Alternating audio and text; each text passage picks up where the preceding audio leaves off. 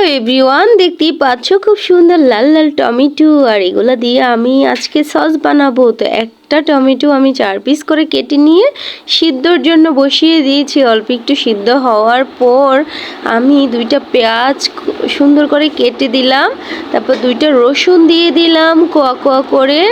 এখন দারচিনি আর এলাচ দিয়ে দিলাম, আর কিছু শুকনো মরিচ দিয়ে দিলাম। দিয়ে সুন্দর করে এটাকে নাড়াচাড়া করবো। দুঃখিত, লবঙ্গ দিয়েছিলাম, লবণ দিয়ে দিলাম পরিমাণ মতো, দিয়ে এটা সুন্দর করে নাড়াচাড়া দিয়ে আবারও ঢাকনা দিয়ে ঢেকে দিয়েছি। তারপর আবারও ঢাকনা উঠিয়ে একটু নাড়াচাড়া করে নিয়েছি, আবারও ঢাকনা দিয়ে ঢেকে দিলাম।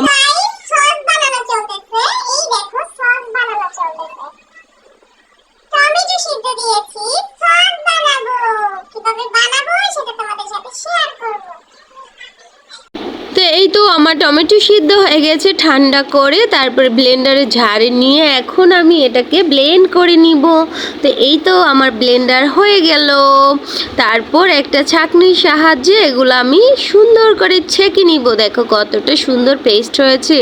না ছাঁকলেও চলবে, আবার ছাঁকলে একটু বেশি ভালো হয়, দানাগুলো থাকে না তাই।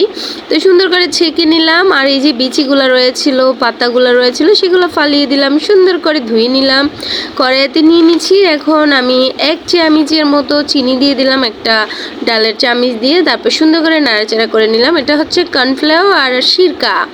কর্নফ্লাওয়ার সিরকা আমি একসাথে মিক্স করে এখন এটার মধ্যে আমি সুন্দর করে দিয়ে দিব। এই দেখো কর্নফ্লাওয়ারের সাথে সিরকা মানে ভিনেগার আমি সুন্দর করে মিক্স করে আমি এটাতে দিয়ে দিলাম।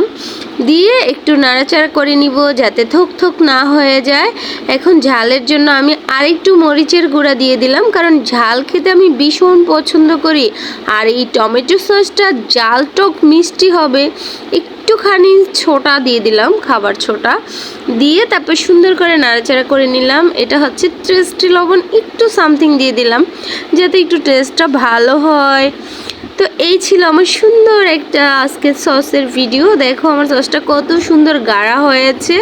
এরকম গাঢ়া গাঢ়া হয়ে গেলে তারপর নামিয়ে নিবা। তো আমি আরেকটু জাল দিয়ে আরও গাঢ়া করে নিয়েছি। দেখো কতটা সুন্দর আর ইয়াম্মি একটা কালার এসেছে। আমি এখানে কোনো কালার ব্যবহার করিনি গাইস। তো এই ছিল আমার সিম্পল সসের ভিডিও। ভালো লাগলে লাইক কমেন্ট শেয়ার করে দেবা। সবাই ভালো থাকবে। আল্লাহ হাফিজ।